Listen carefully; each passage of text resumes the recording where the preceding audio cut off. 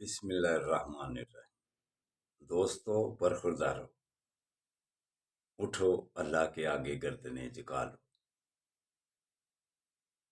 جب ہم اللہ کے آگے گردن جھکا لیں گے، مسجدوں کو آباد کر لیں گے، سجدے میں زیادہ وقت گزاریں گے، تو پھر اللہ آپ پر خوش ہوگا، کیونکہ آپ نے گردن سے سریا نکال دیا ہے۔ جو اللہ کے آگے جھک جاتا ہے وہی زندگی آرام دہ اور سکون اور چین سے گزارتا ہے۔ مسجدیں خالی کر دی ہیں، بازاروں کے اندر رش، ہر طرف رش سوائے مسجدوں کے۔ تو دوستو برخوردارو، سب سے پہلے یہ کہتا ہوں کہ مسجدوں کو آباد کرو، نماز پڑھو، پھر جیسے زندگی آسان طریقے سے گزرتی ہے وہ گزارو، پھر اچھی گزرے گی۔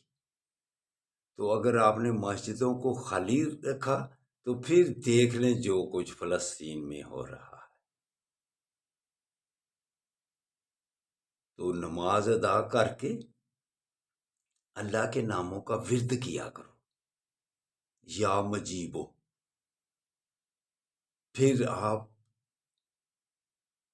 تھکے بھی ہوں گے، جسم میں درد بھی ہوگا، تو اللہ کے ناموں کا جب ورد کرو گے تھکاوٹ دور ہو جائے گی، دردیں دور ہو جائیں گی۔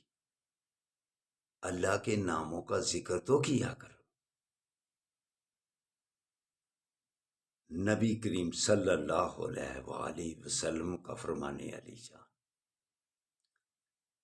کہ اللہ کو اگر سب سے زیادہ کچھ چیز اچھی لگتی ہے وہ مسجد ہے، مسجدوں کو آباد کرو۔ بازار سب سے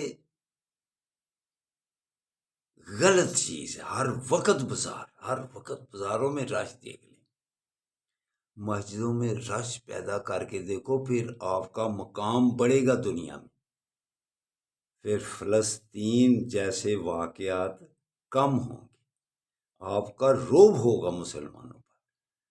کیا 55 ممالک نے کانفرنس کر کے کیا رزلٹ نکالا ہے؟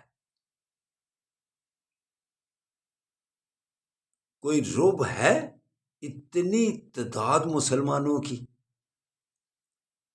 تو چھوٹا سا اسرائیل ہے، 1 کروڑ بھی آبادی ہے ان کی، لیکن کیسے انہوں نے مسلمانوں کو یرغ مار بنایا ہوا ہے۔ وجہ کیا ہے کہ ہم نے مسجدیں غیر بات کر دی ہیں۔ علامہ اقبال بھی کیا خوب ارشاد فرماتے ہیں، اپنے من میں ڈوب کر پاجا سراغے زندگی، میرا نہیں بنتا نہ بن، اپنا تو بن۔ ہم نے تو اپنا ہی بننا چھوڑ دیا ہوا ہے، اسی لیے چند مٹھی بھر یہود نصارہ ہمیں تیگو پالا کر رہی، ہمیں ہماری بچوں کی، ہماری عورتوں کی لاشیں پڑی ہوئی ہیں اور یہ قراردادیں منظور کر رہے ہیں۔ دوستو برخوردارو، یہ ہم تباہی کی طرف جا رہے ہیں، ہم تباہی کی طرف جا رہے ہیں۔ اٹھو مسلمانوں، ایک ہو جاؤ، اللہ کے آگے گردنیں جھکا کر اپنی زندگی گزارو، وگرنہ اس سے بھی حالات خراب ہو جائیں گے۔ اللہ حافظ، اللہ حافظ، اللہ حافظ۔